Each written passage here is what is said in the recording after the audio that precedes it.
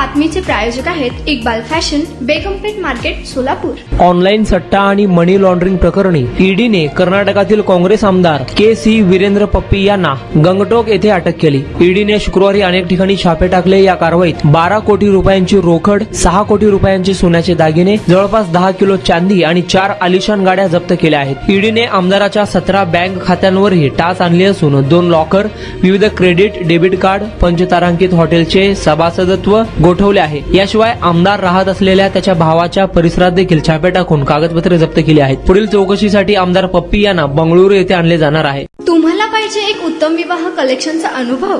सोलापूरमध्ये एकाच ठिकाणी सर्व काही मिळायला हवंय?